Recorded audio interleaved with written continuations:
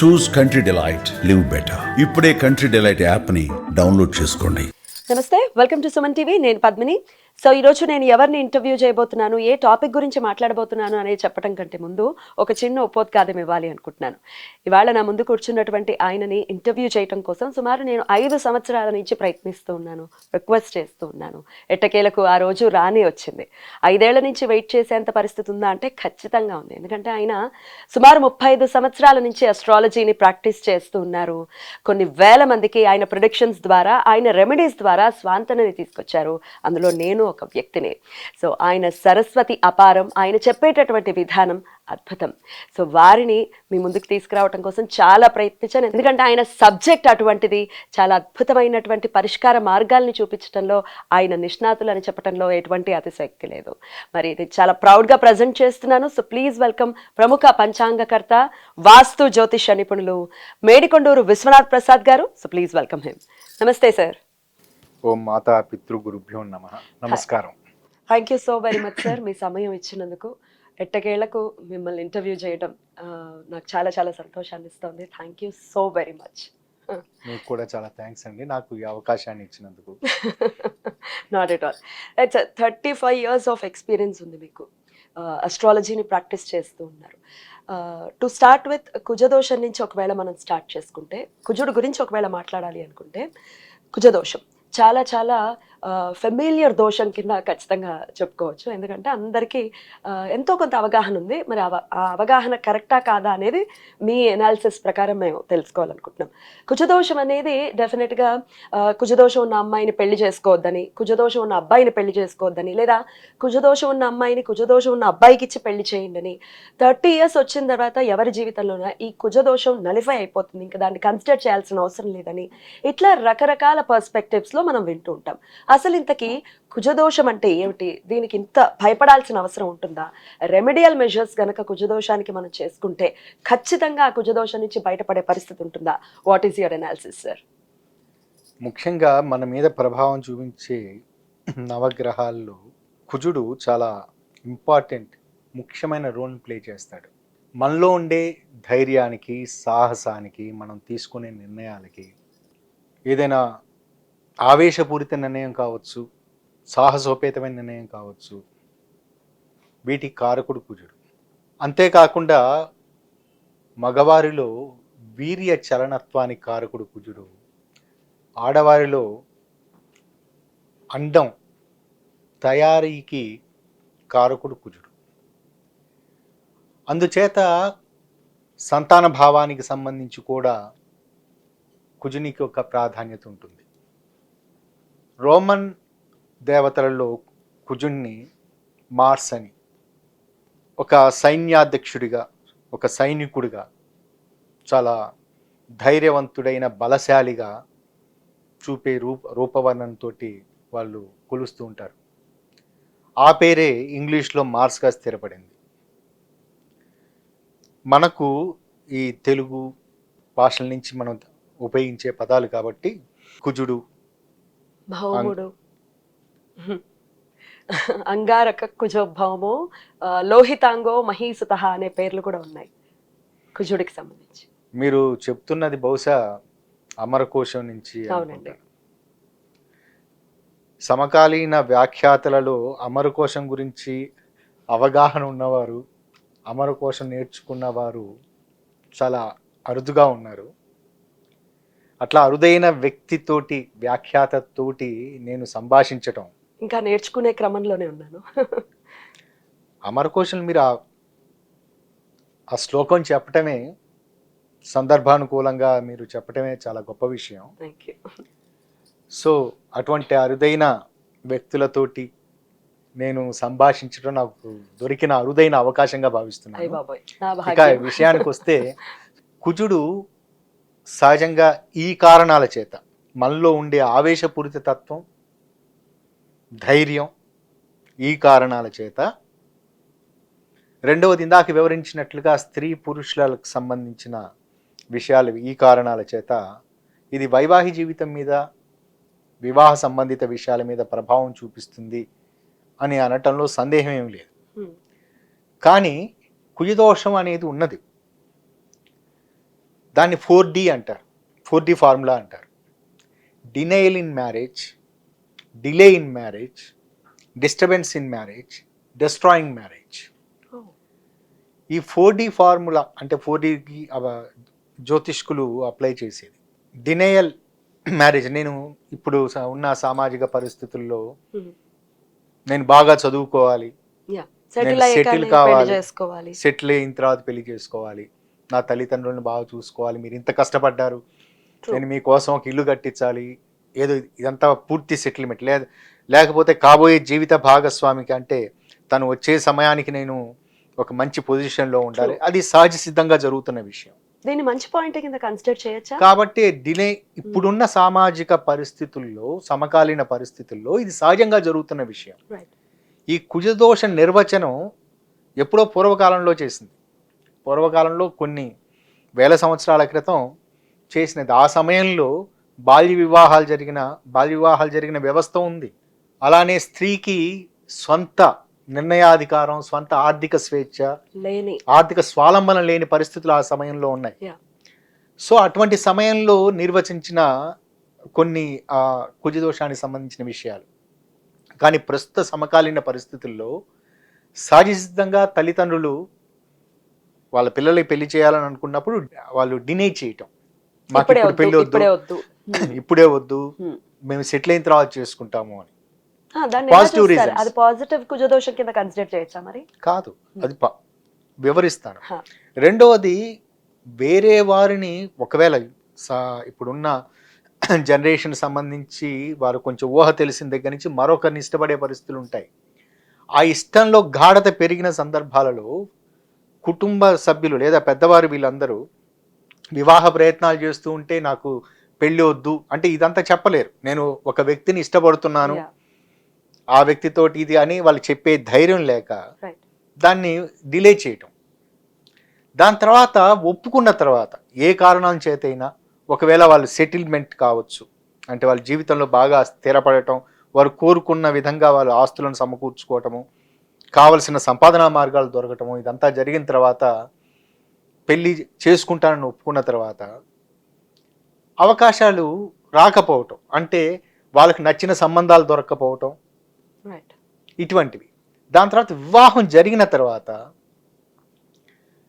వేరే వేరే కారణాల చేత వాళ్ళిద్దరి మధ్య సైకలాజికల్ అండర్స్టాండింగ్ సరిగ్గా లేని కారణం చేత పరస్పర ఆకర్షణ, పరస్పరంగా ఒకరినొకరు అర్థం చేసుకునే స్థితి, లేదా మిగతా ఎన్విరాన్మెంటల్ ఫ్యాక్టర్స్, ఆర్థిక పరమైన స్థితులు, రెండు వైపులా కుటుంబపరమైన విషయాలలో ఇద్దరికుండే అసౌకర్యాలు, అసంతృప్తులు, వీటి కారణం చేత డిస్టర్బెన్సెస్ రావటం, చిట్ట చివరికి అది డెస్ట్రాయ్, అంటే అది వివాహ భావం నుంచి, వైవాహిక జీవితం నుంచి విడిపోవాలనే కోరుకోవటం, అది పరాకాష్ట.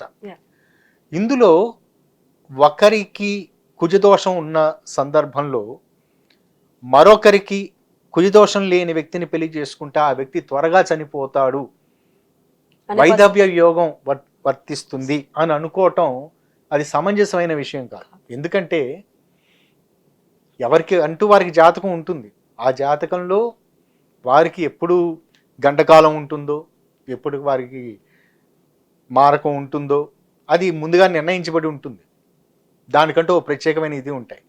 జీవిత భాగస్వామి ఒక వ్యక్తిని పెళ్లి చేసుకోవటం వల్ల ఒకరి మరణం వస్తుంది, అకాల మరణం వస్తుంది అని అనుకోవటం అది సమంజసమైన విషయం కాదు. కాకపోతే గండం జరగవచ్చు, చిన్న చిన్న గండాలు ఏర్పడవచ్చు, యాక్సిడెంట్స్ జరగవచ్చు. ముందుగానే కుజదోషం లేని వ్యక్తి చనిపోతాడు అని అనుకోవటం అనేది అది సహజమే, కరెక్ట్ అయిన విషయం కాదు, ఒకటి. రెండో విషయం, భార్యాభర్తలు ఇద్దరు కుజదోషం లేని ఇద్దరికీ కుజదోషం లేదు అనుకుందాం, లేదా ఇద్దరికి కుజదోషం ఉంది అని అనుకుందాం. అటువంటి సందర్భాల్లో మనం ఎక్కడైనా భార్యాభర్తలు ఒకేసారి చనిపోవటం అనేది చూస్తున్నామా?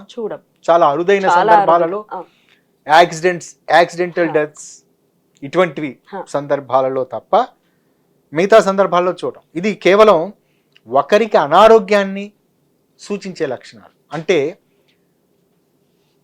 ఇంపాక్ట్ ఉండొచ్చు. జీవిత భాగస్వామికి ఉదాహరణ, జీవిత భాగస్వామి తరచూ అనారోగ్యానికి గురవుతున్నారు అని అనుకుందాం. దాన్ని చూసి వారికి సేవలు చేయటానికి, వారికి సంబంధించి వీరి ఉద్యోగానికి సంబంధించి తరచూ సెలవులు పెట్టవలసిన పరిస్థితి, లేదా ఉద్యోగానికి రాజీనామా చేయవలసిన పరిస్థితి, ఇటువంటివి ఏర్పడుతూ ఉంటాయి. రైట్. లేదా ఒక జీవిత భాగస్వామి వారు తరచూ రకరకాల కారణాల చేత, మానసిక ఒత్తిడి కారణం చేత వింత వింత ప్రవర్తనతోటి వ్యవహరిస్తూ ఉన్న సందర్భాలలో, లేదా ఆర్థికపరమైన కారణాల చేత ఉన్న సందర్భాల్లో మరొకరికి దాని పర్యవసానంగా అనారోగ్యం ఏర్పడవచ్చు. కాబట్టి ఒకరి ద్వారా మరొకరికి అనారోగ్య సూచనలు ఉండే అవకాశాలు ఉంటాయి. కొన్ని సందర్భాలలో గండాలు ఏర్పడే అవకాశాలు ఉంటాయి. కానీ మారకం జరిగే అవకాశాలు అనేది కేవలం 1%, 2% ఉంటుంది. కాబట్టి ఇందులో ఇందాక మీరు అడిగిన ప్రశ్నకు, కుజదోషం లేని వ్యక్తిని, కుజదోషం ఉన్న వ్యక్తి పెళ్లి చేసుకుంటే మరొకరికి వారు త్వరగా చనిపోతారు అని అనుకోవటం అది సమంజసమైన విషయం కాదు. ఇది ఒక ఎక్కువ ప్రచారంలో ఉన్న విషయం. ఇంకా మీరు అడిగిన 4వ పాయింట్, కుజదోషం యొక్క ప్రభావం తగ్గుతుందా ఇది అనుకుంటే, ఏజ్ని బట్టి తగ్గుతుందా అని అనుకుంటే, సహజసిద్ధంగా ఏజ్ పెరుగుతున్న కొద్దీ పరిపక్వత పెరుగుతుంది, సమాజం పట్ల అవగాహన పెరుగుతుంది, కుటుంబ స్థితిగతుల పట్ల అవగాహన పెరుగుతుంది, తన జీవితాన్ని ఎలా నిర్మించుకోవాలో, నిర్ణయించుకోవాలో అనే ఆలోచన, ఇదంతా ఒక అవగాహన వస్తుంది. అటువంటి సందర్భాల్లో చిన్న చిన్న భావోద్వేగాలకు విపరీతంగా స్పందించే తత్వం నుంచి బయటపడతారు. అందుచేత కుజదోషం 28 సంవత్సరాలు దాటిన తర్వాత దగ్గర నుండి మెచ్యూర్డ్గా ఉంటారు. కాబట్టి సహజంగా అందరూ ఎడ్యుకేటెడ్గా ఉన్న పరిస్థితుల్లో, బాగా చదువుకున్నవారు, కొద్దో గొప్ప అనే పరిస్థితి ఈ సమయంలో అంటే కనీసం మినిమం డిగ్రీ చదివిన వాళ్ళు ఉంటారు. 28 సంవత్సరాల సమయానికల్లా వాళ్ళు సమాజాన్ని, కుటుంబ స్థితిగతుల్ని, వీటన్నిటిని మీరు చూసుంటారు. అందుచేత 28 సంవత్సరాలు దాటిన తర్వాత వారి వైవాహిక జీవితాన్ని వారు సరిదిద్దుకోగలిగే మానసిక స్థితిలో ఉంటారు. కాబట్టి ఈ డిస్టర్బెన్సెస్ ఇన్ మ్యారేజ్ అనేది తగ్గుతుంది. అంటే డిస్టర్బెన్సెస్ పూర్తిగా ఏర్పడవు అని కాదు, వాళ్ళకున్న మెచ్యూరిటీ లెవెల్స్ కారణం చేత ఒక్కోసారి విపరీతమైన కోపం రావచ్చు. జీవిత భాగస్వామి యొక్క ప్రవర్తన లేదా వారు ఆశించిన స్థాయిలో లేకపోవటం కారణం చేత కొన్ని సందర్భాలలో విడిపోవాలి అనే కోరిక కలగవచ్చు. కానీ జీవితం పట్ల వారికి ఉన్న అవగాహన, ఏర్పరచుకున్న అవగాహన, మిగతా వారి సమకాలికులను చూసి తీసుకున్న నిర్ణయాలు, వీటి కారణం చేత మరలా వివాహానికి సంబంధించి వాళ్ళు సేవింగ్ మ్యారేజ్ అనేది జరుగుతూ ఉంటుంది. ఈ డిస్టర్బెన్సెస్ ఇన్ మ్యారేజ్ అని దాంట్లో ఏంటి, ఇది పరాకాష్ట. ఇక కలిసి జీవించలేము, వీరితోటి కలిసి జీవించలేము అని ఈ కారణాల చేత విడాకులు జరగటం అనేది. ఇప్పుడు విడాకులకు సంబంధించిన దాంట్లో గతంతో పోల్చుకుంటే ఇప్పుడు పెరిగిపోయింది అనే మాట వినపడుతుంది. నాకు ఇది నిజానికి గతంతో పోల్చుకుంటే ఇప్పుడు విడాకులు ఏం పెరగలేదు. అదే రేషియో అంటే నేను ఈ 35 years నుంచి ఒకవేళ ఈ మధ్య కాలం అప్పటి నుంచి నేను చూసుకుంటున్నప్పుడు అప్పుడు ఎంత మేరకు నా దగ్గర కన్సల్టేషన్స్కి వచ్చారో, వచ్చిన వాళ్ళు దాదాపు మ్యాక్సిమం కన్సల్టేషన్కి వచ్చిన వాళ్ళు మ్యాక్సిమం ఒక 60-70% వరకు వారు విడిపోలేదు. ఏ కారణాలతో వచ్చారో అదే కారణాలు ఇప్పుడు ఉన్నాయి. విడిపోతున్న శాతం అప్పటికి ఇప్పటికీ ఏమి మారలేదు. మనిషి ఆలోచన ధోరణి ఏమి మారలేదు. విడిపోవాలి అనే ఆలోచన ఉంది, మళ్ళీ కలిసి ఉండాలనే ఆలోచన ఉంది. ఇది ఏమి పెరగట్లేదు. కానీ కుజదోషం యొక్క ప్రభావం కేవలం ఈ వివాహానికి సంబంధించి, వైవాహిక జీవితానికి సంబంధించి, విడిపోవటానికి సంబంధించి, లేదా జీవిత భాగస్వామి మరణాలకు సంబంధించి మాత్రమే పరిమితం చేసి ఆలోచించడం. అలాగే పోట్రే అయింది సార్. అయితే మన వ్యక్తిత్వం మీద కూడా ఏమైనా ప్రభావం చూపిస్తుందా కుజదోషం అనేది?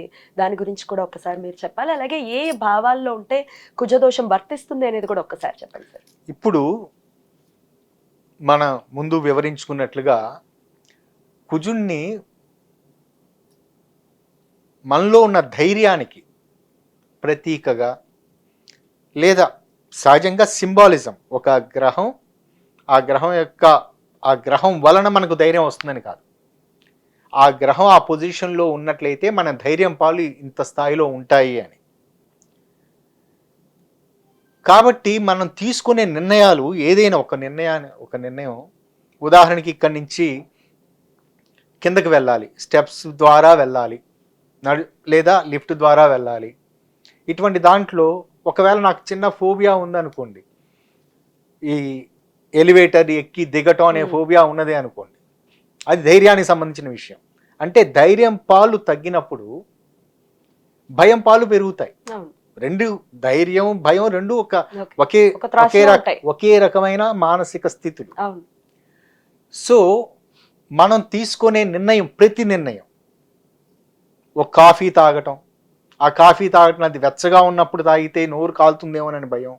అందుకని చాలా మంది మీరు చూసుంటారు, చల్లటి కాఫీనే తాగుతూ ఉంటారు. అంటే వెచ్చటి కాఫీ తెప్పించుకొని చల్లగా తాగుతూ ఉంటారు. ఇది ధైర్యంలో కొంత పాలు తగ్గటం. ఇంత సూక్ష్మంగా ఉంటుందా?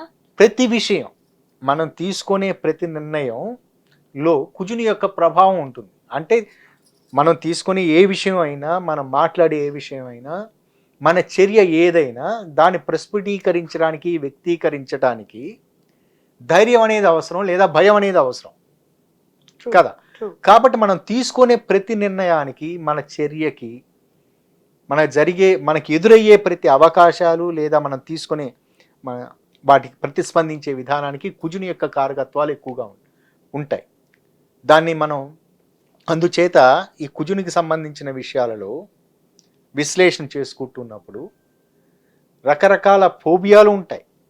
అంటే భయాలు, ఫోబియా అంటే నథింగ్ బట్ భయాలు, రకరకాల ఫోబియాలు ఉంటాయి. ఆన్ దట్ నోట్, మనం ఈ ఫోబియాస్ గురించి సపరేట్గా ఒక వీడియోస్ కనుక ప్రజెంట్ చేస్తే ఇంకా యూస్ఫుల్ గా ఉంటుంది అనేది నా థాట్ ప్రాసెస్. తప్పనిసరిగా మనకు ఫోబియాలు ఏ కారణాల చేత, ఏ గ్రహస్థితుల కారణం చేత, నాట్ ఓన్లీ ఫోబియా, మానియాక్ అంటే ఒక విషయాన్ని పట్ల తీవ్రంగా అదే కావాలని కోరుకోవటం. అంటే అది కూడా ధైర్యానికి సంబంధించిన విషయం. అప్పుడు కూడా కుజుని పాత్ర ఉంటుంది. మానియా అంటారు. ఇప్పుడు మనం సినిమాలకు సంబంధించి ఒక ప్రత్యేకమైన మానియా నడుస్తుంది అంటాం. అదేమిటి, జనాల్లో ఒక విపరీతమైన ఒక క్రేజ్ రావటం, ఒక దాని పట్ల పరిపూర్ణమైన ఆసక్తి, అదే చేయాలనే తపన ఉండటం. ఈ రెండు లక్షణాలకు, ఫోబియాలకి, మానియాలకి కుజుని యొక్క పాత్ర చాలా ఎక్కువగా ఉంటే ఇబ్బంది పడే పరిస్థితి, ఒకవేళ ఫోబియా వల్ల ఇబ్బంది పడినా, మానియాల వల్ల ఇబ్బంది పడినా రెమెడియల్ మెజర్స్ హెల్ప్ అవుతాయా? ఖచ్చితంగా మొట్టమొదటి రెమెడియల్ మెజర్స్ తీసుకోవాల్సింది ప్రాక్టికల్ రెమెడియల్ మెజర్స్. అంటే వాళ్ళకున్న బలహీనత ఇది అని తెలుసుకున్న తర్వాత ఆ బలహీనతను అధిగమించడానికి వారికి మొట్టమొదటి అధిగమించాలనే సంకల్ప బలం ఉండాలి, దానికి సంబంధించిన ఎన్విరాన్మెంట్ ఉండాలి, దానికి సంబంధించి వాళ్ళకి సలహాలు ఇచ్చే మంచి మానసిక వేత్తలు ఉండాలి. ఇది ప్రాక్టికల్ రెమెడీస్. దీని తర్వాత స్పిరిచువల్ రెమెడీస్ హిందూయిజానికి సంబంధించి కొన్ని మంత్రాలు చేసుకోవటం, లేదా కొన్ని రకాల కలర్ రెమెడీస్ పాటించటం, లేదా జెమ్ రెమెడీస్ పాటించటం. కలర్ రెమెడీస్ కూడా చాలా చక్కగా పనిచేస్తాయి. ఇది ఒకటే కాకుండా కుజుడు ఎర్రగా ఉంటాడు, అంగారకుడు ఎర్రగా ఉంటాడు. మన శరీరంలో రక్త కణాలు, ఎర్ర రక్త కణాలను ప్రభావితం చేసే గ్రహం కుజుడు. రెండవది, ఈ రక్త ప్రవాహానికి సంబంధించి ప్రధాన పాత్ర పోషించేది ఏమిటి? గుండెకి సంబంధించిన సంకోచ వ్యాకోచాలకి, అంటే రక్తం సరఫరా ఇది కావటం, అందులో ఎర్ర రక్త కణాలు అంటే చాలా ఎర్రగా ఉండటం, ఇది అంటే అందులో ఆక్సిజన్ నింపుకోవటం, ఊపిరితిత్తుల నుంచి ఆక్సిజన్ తీసుకొని దాన్ని నింపటం. అంటే ఊపిరితిత్తుల మధ్య, రెండవది గుండెకి మధ్య జరిగే ప్రక్రియ లేదా జరిగే ఆ చర్య, వాటి కారకుడు కుజుడు. అలానే పునరుత్పత్తికి సంబంధించి ముందు వివరించినట్లుగా వీర్య కణాల చలనత్వానికి కారకుడు కుజుడు. కాబట్టి కుజుని యొక్క కారకత్వాల వలన మనం ఆరోగ్య సంబంధిత విషయాలు, వాటి గురించి ఏమేమి ఎటువంటి రకాల అనారోగ్య సమస్యలు రావచ్చు అనే విషయాల గురించి తెలుసుకోవచ్చు. అది ఒక డయాగ్నోస్టిక్ సిస్టమ్ ద్వారా చూసుకోవచ్చు. రెండవది ప్రివెంటివ్ సిస్టమ్ ద్వారా, అంటే జ్యోతిష్య శాస్త్రం ద్వారా తెలుసుకోవటం వలన ఇటువంటి అనారోగ్య లక్షణాలు నాకు వస్తాయి అని తెలిసి దాని గురించి అవి రాకుండా జాగ్రత్త పడటానికి prevention is better than cure కదా. అది ఒకటి. రెండవది జ్యోతిష్య శాస్త్రం డైరెక్ట్గా ఇది జాతకాల గురించి విశ్లేషణ ఇలా జరగవచ్చు అని చెప్తుంది, కానీ పరిహారాల గురించి అది మతానికి సంబంధించింది. ఒక్కొక్క మతంలో పరిహారాలు ఒక్కొక్క విధంగా ఉంటూ ఉంటాయి. ఉదాహరణకి క్రిస్టియానిటీలో తీసుకున్నప్పుడు క్రిస్టియానిటీ బైబిల్ వారు పరిపూర్ణంగా గ్రహాల మీద మనుషుల మీద చూపించే ప్రభావాలు వీటన్నిటిని పరిపూర్ణంగా నమ్మరు. దేవుడే ఈ యూనివర్స్ని క్రియేట్ చేశాడు, గ్రహాలను, సూర్యుడిని, చంద్రుని, జెనసిస్ బైబిల్లో ఆ విధంగా వివరించి ఉంది. కానీ ఏదైనా అనారోగ్య సమస్య వచ్చినప్పుడు వీటన్నిటికీ కారకుడైన దేవుడు వాటిని నిర్మూలిస్తాడు లేదా తగ్గిస్తాడు. కాబట్టి ఈ కీర్తనలు చదవండి అనేది బైబిల్లో, ఇటువంటివి చేయండి అనేది క్రైస్తవ మతంలో. హిందూ మతంలో మనకి బోల్డన్ని రకాల చాలా ఎక్కువ తత్వాలతో కూడిన దేవతలు ఉన్నారు, వాటిలో వీరిని పూజించండి అనేది. ఇవి కాకుండా శబ్ద తరంగాల ద్వారా, తరంగాలంటే ఉదాహరణకి బీజాక్షర ఉచ్చారణ, వీటి ద్వారా కొంత ఈ అనారోగ్య సమస్యల నుంచి బయటపడవచ్చు. ఇందులో ఉన్న ఇంకొక సింప్లిసిటీ ఏమిటంటే, ఇంకొక పాయింట్ మనం ఎలా తీసుకోవచ్చు అంటే, శబ్ద తరంగాలు అంటే సంగీతంలో కొన్ని రకాల కీర్తనలు, కొన్ని రకాల రాగాలు, ఆ రాగాలలో ఆలపించిన కీర్తనలు తరచూ వినటం వలన వాళ్ళకి గాత్రశుద్ధి ఉండి చేసుకునే అవకాశం ఉంటే, పాడుకునే పరిస్థితి ఉంటే అవి చేయటం వలన వాళ్ళకి చక్కటి ఈ అనారోగ్య లక్షణాల నుంచి బయటపడే అవకాశాలు ఉంటూ ఉంటాయి. అదొక రెమెడీలా పనిచేస్తుంది. రాగాల ద్వారా ముఖ్యంగా పూజ్యులు గణపతి సత్యనారాయణ స్వామీజీ గారు కానీ, ప్రస్తుత కాలంలో గణపతి సత్యనారాయణ స్వామీజీ గారు ప్రత్యేకంగా రాగాలతోటి రోగాలను నయం చేసే ఒక ప్రక్రియను వాళ్ళ విధానాన్ని చూశారు. అలానే బాలమురళీకృష్ణ గారు, మంగళంపల్లి బాలమురళీకృష్ణ గారు, వారు కూడా వారి అనుభవంలో చాలా మందికి క్యూర్ చేసిన సందర్భాలు ఉన్నాయి. వారికి వచ్చిన అనారోగ్య సమస్యలను వారే సొంతంగా గానాల ఆలాపనతోటి వారు చేసుకున్న పరిస్థితులు ఉన్నాయి. వీటన్నిటిని సంకలనం చేసుకొని జ్యోతిష శాస్త్రానికి అన్వయించుకొని ఈ డయాగ్నోస్టిక్, అంటే ఇటువంటి అనారోగ్య సమస్యలు ఈ విధంగా వస్తాయి అనే ఇది తెలుసుకున్నప్పుడు, చేసినప్పుడు ఇది మీరు సజెస్ట్ చేస్తూ ఉంటారా? మీరు ఇది మ్యూజిక్ కి సంబంధించి మ్యూజిక్ థెరపీ కూడా వెళ్ళండి అని కానీ, లేకపోతే ఇంకా రకరకాల రెమెడీస్ ఇవ్వటం కానీ చేస్తూ ఉంటారా? నేను ప్రాథమికంగా చెప్పేది మొట్టమొదట ప్రాక్టికల్ రెమెడీలు తీసుకోవటం. అంటే మొదట మీరు మీ సమస్య నుంచి బయటపడటానికి మీరు సంకల్పం ఏర్పరచుకోండి. రెండవది ప్రాక్టికల్గా అనారోగ్య సమస్య వస్తే అనారోగ్యాన్ని తీర్చగలిగేది వైద్యులు మాత్రమే, మందులు మాత్రమే, ఔషధాలు మాత్రమే. సో వాటిని మొట్టమొదటి తీసుకోండి. రెండవది ఎక్స్టర్నల్ రెమెడీస్ అనే పాయింట్లోకి వచ్చినప్పుడు మొట్టమొదటి నేను చెప్పేది కలర్ రెమెడీస్ చెప్తూ ఉంటాను. రెండవది ఈ శబ్ద తరంగాలు, ఇది మంత్ర సాధన, ఇది మంత్ర సాధన, మంత్రాన్ని వింటాం. అందులో భాగంగానే రాగాలు, ఇటువంటి అనారోగ్య లక్షణం ఈ గ్రహస్థితుల కారణం చేత వారి వ్యక్తిగత జాతకాలను అనుసరించి ఈ రాగానికి సంబంధించిన పాటలు మీరు వింటూ ఉండండి. ఈ సమయం నుంచి ఈ సమయం వరకు వింటూ ఉండండి. ఇలా చెప్పిన సందర్భాలలో దాదాపు నేను చెప్పిన వాళ్ళు దాదాపు 90% యాక్యురసీని పొందాను. అంటే ఇప్పుడు జీవనశైలి వ్యాధులైన, జీవనశైలి లోపాల కారణం చేత వచ్చే వ్యాధులైన డయాబెటీస్, మధుమేహానికి సంబంధించి, హైపర్ టెన్షన్ లేదా థైరాయిడ్కి సంబంధించి ఇటువంటి వాటిని క్యూర్ చేసే విధానం లేదు. కానీ యోగాకు మాత్రం ఉంది. వారు ప్రత్యేకమైన యోగాసనాలు వేస్తూ ఇది చేయటం. కానీ వారు వాడే మందుల స్థాయి పెరగకుండా వాళ్ళ జీవన శైలిలో చక్కటి పరిస్థితిని తెచ్చుకుంటే జీవనశైలిలో మార్పులు తెచ్చుకుంటూ ఆహార నియమాలు పాటిస్తూ నేను చెప్పిన ఇటువంటి రెమెడీలు పాటించిన సందర్భాలలో వ్యాధి ముదరకుండా వ్యాధి తీవ్రత పెరగకుండా ఉన్న సందర్భాలు ఉన్నాయి.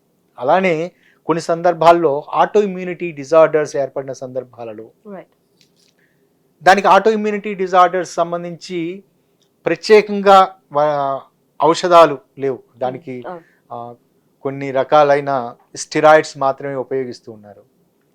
సో అటువంటి సందర్భాల్లో ఇమ్యూనిటీ డిజార్డర్స్ను వాళ్ళ ఇమ్యూనిటీని పెంచడం ద్వారా ఇటువంటి రాగాలాపనలు, music therapy, colour remedy, gem remedy ఇవన్నీ కుజదోషం అనేది ప్రాథమికంగా మనం ఇందాక అనుకున్నట్లుగా దీనికి సంబంధించి అంటే వివాహం వైవాహిక జీవితం అనే విషయాలకి పరిమితం చేసుకున్నప్పుడు కుజుడు లగ్నంలోను ద్వితీయంలోను చతుర్థంలోను లగ్నం నుంచి సప్తమ భావంలోను అష్టమ భావంలోను వ్యయభావంలోను ఈ భావాల్లో ఉన్నప్పుడు కుజదోషం వర్తిస్తుంది అనేది ఒక శాస్త్రం. ఇందులో కొంతమంది లగ్న భావాన్ని కన్సిడర్ చేయరు. లగ్న భావం కాకుండా ద్వితీయ చతుర్థ సప్తమ అష్టమ వ్యయ భావాలు అని చూస్తూ ఉంటారు. ఇందులో ఇది కుజదోషం వర్తించకపోవటానికి అది వర్తించని ఇదేమిటంటే ముఖ్యంగా చంద్ర రవి శని రాసులైన కర్కాటక సింహ మకర కుంభరాశులకు కుజదోషం వర్తించదు అని. దాని తర్వాత కుజుని స్వక్షేత్రాలు ఉచ్చ క్షేత్రాలు అయిన వాటికి మకరానికి వర్తించదని, స్వక్షేత్రం మేషం అలాగే వృచ్చిక ఈ లగ్నాలకి వర్తించదు అని. ఉచ్చ క్షేత్రానికి కూడా వర్తించదా? కుజుడు ఉచ్చలో ఉన్నప్పుడు కూడా వర్తించదని నేను వివరిస్తున్నాను. దాని తర్వాత లగ్నంలో శుక్ర గురు పూర్ణ చంద్రగ్రహాలు ఉన్న సందర్భాలలో లేదా కుజుడు చంద్రునితోటి కలిసి ఉన్న సందర్భంలో కుజదోషం వర్తించదు అని ఇట్లా మన క్లాసికల్ టెక్స్ట్లో కొన్నింటిలో వివరించబడి ఉన్నాయి. కానీ ప్రాక్టికల్గా చూసుకున్నప్పుడు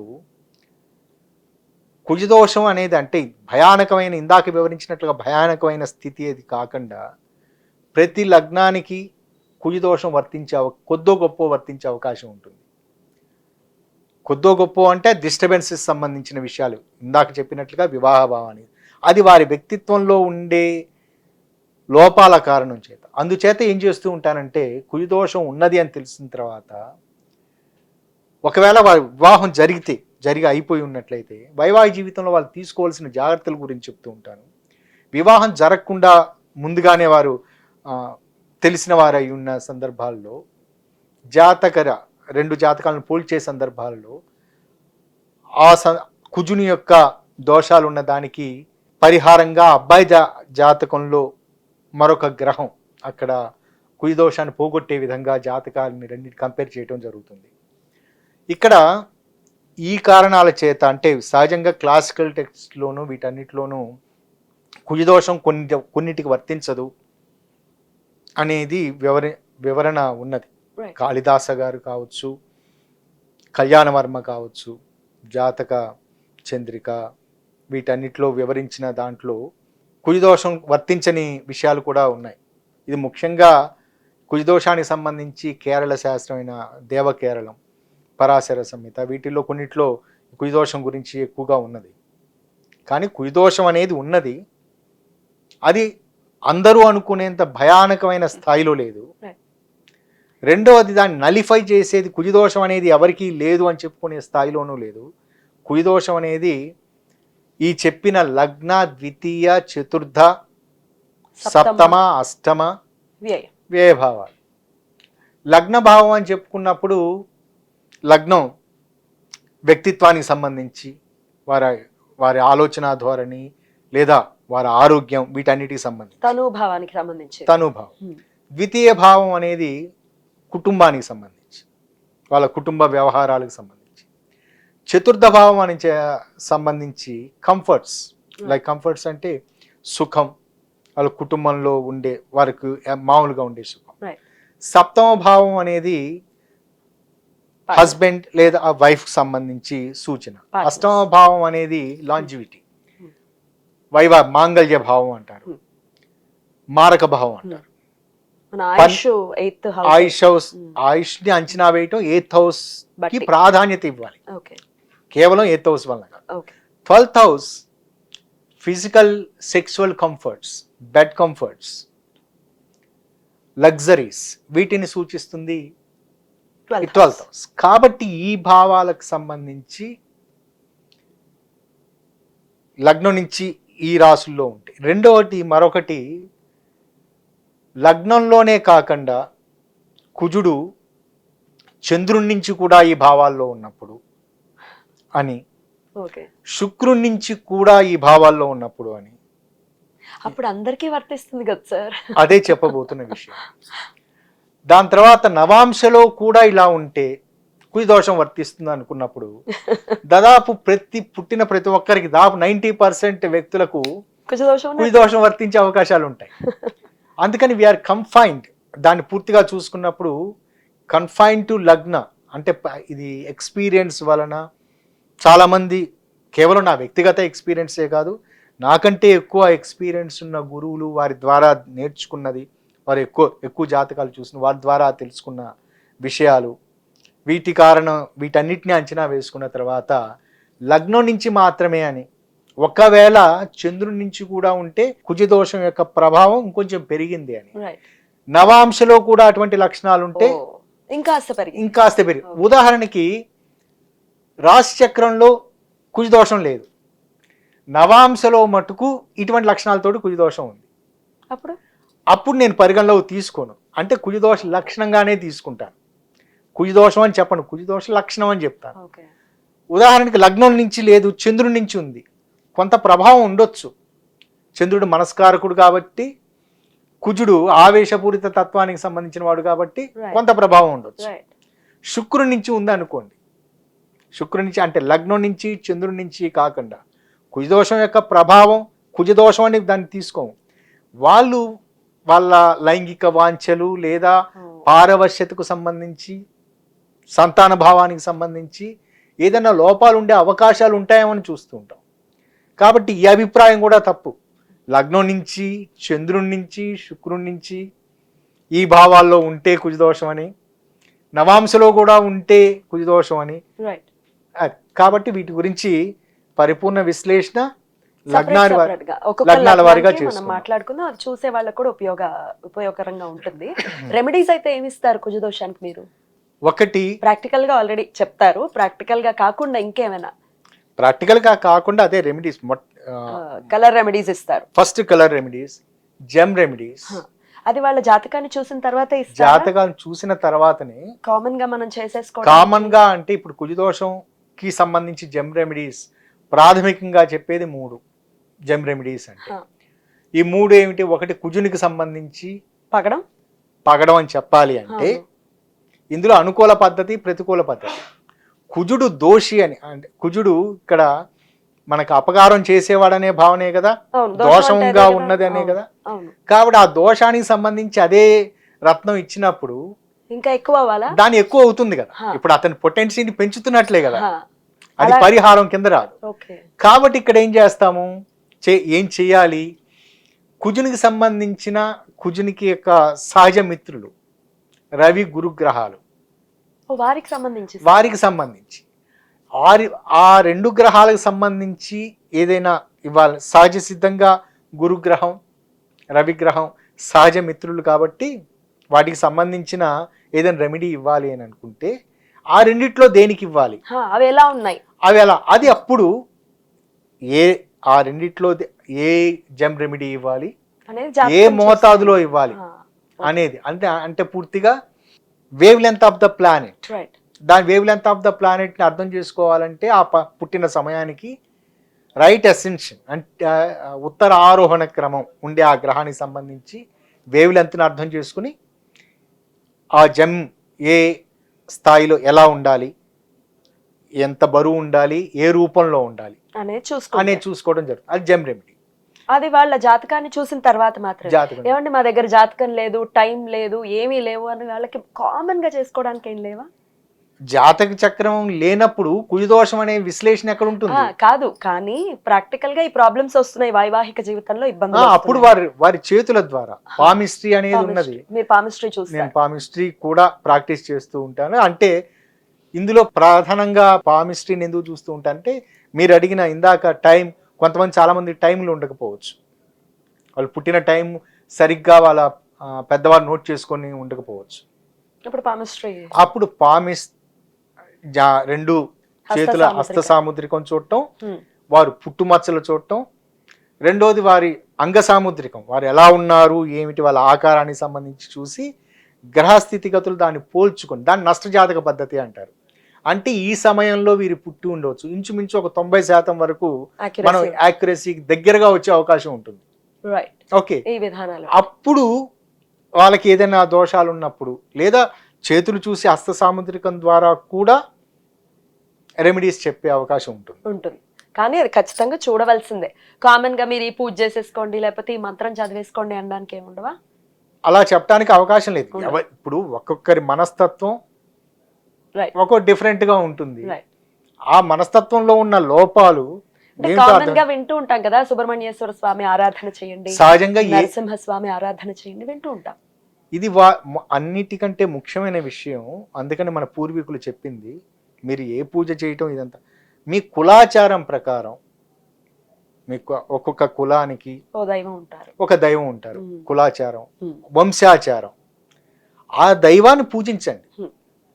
ఆ దైవానికి సంబంధించిన పూజలు మాత్రం అది మీ స్వధర్మాన్ని పరిపూర్ణంగా పాటించండి. మీరు మిగతావి ఏవి దేవాలయాలకు వెళ్ళాల్సిన అవసరం లేదు. ఒక ప్రత్యేకమైన సమస్య, ఎందుకంటే ఆ జీన్స్, ఆ కులాచారము, ఆ వంశాచారం అన్నప్పుడు ఆ జీన్స్ సంబంధించే కదా వారికి వచ్చే సమస్యలు లేదా మానసిక పరమైన ఇది. దానికి సంబంధించి పూర్వీకులు ఎప్పుడో నిర్ణయించారు. నరసింహస్వామి, మా కులదైవం నరసింహస్వామి అని కొంతమంది చెప్తారు. ఖచ్చితంగా రెక్టిఫై చేస్తారు. వారి ప్రత్యేకమైన వేరే పూజా విధానాలు పాటించవలసిన అవసరం లేదు. కానీ ఏదైనా సపరేట్ గా చేయాలి అన్న ఆలోచన ఇదంతా ఉన్నప్పుడు, వారి ఏదన్నా ప్రత్యేకమైన దేవాలయానికి వెళ్ళండి ఇదని చెప్పాలన్నప్పుడు వాళ్ళ జాతకాన్ని పరిపూర్ణంగా చూస్తేనే చెప్పగలరు. లేకపోతే మీరు ఆ సమస్య ఏమిటో వాళ్ళ మానసిక ఏదైనా మనసును బట్టే కదా తెలిసిన వాళ్ళకున్న సమస్య ఏమిటి, ఏ కారణాల చేత ఏర్పడుతుందని తెలుసుకున్న తర్వాత మాత్రమే మనం ఈ పూజలు చేయొచ్చు. అలా కాకుండా అందరికీ కలిపి గంపగుత్తగా ఈ విధంగానే ఈ దేవాలయానికి వెళ్ళండి. ఇప్పుడు ఉదాహరణకి కొన్ని చోట్ల సంతాన భావానికి సంబంధించి అనుకున్నప్పుడు సుబ్రహ్మణ్య స్వామి ఆరాధన చేయండి, మంచిదే. సుబ్రహ్మణ్య స్వామి ఆరాధన సంతాన భావానికి ఉపయోగపడుతుంది. కానీ ఇంకా డీపెస్ట్ అనాలిసిస్లోకి వెళ్ళి సుబ్రహ్మణ్య ఆరాధనతో పాటుగా మరొకటి ఏదైనా చేయటం ఇంకాస్త అక్యురేట్ రిజల్ట్ ఇవ్వడానికి ఉపయోగపడుతుంది. రైట్ సార్, బ్యూటిఫుల్ సార్, చాలా అద్భుతంగా మాకు వివరిస్తూ ఉన్నారు. కాకపోతే మనం ఒక్కొక్క లగ్నాల వారీగా కూడా చెప్పుకుందాం నెక్స్ట్ వీడియోస్ లో. ఇంకాస్త వాళ్ళు ప్రిసైజ్లీ వాళ్ళకి ఉపయోగపడుతుంది అంటే, మేష లగ్నం వాళ్ళు ఖచ్చితంగా వాళ్ళ ఆ వీడియోని చూసుకుంటారు, ఏమేమి ఎలా వాళ్ళ ప్రాక్టికల్ గా చేసుకోవాల్సినటువంటి పరిహారాలు ఏవైతే ఉన్నాయో అవి పాటించుకుంటారు. సో అది యూస్ఫుల్ గా ఉంటుంది. ఓకేనా సార్? రైట్, ఇప్పటికైతే నాకైతే చాలా బ్యూటిఫుల్ గా అనిపించింది. అర్థమయ్యే రీతిలోనే మీరు ఎక్స్ప్లెయిన్ చేశారు. Thank you so very much. నమస్తే సార్. నమస్కారం.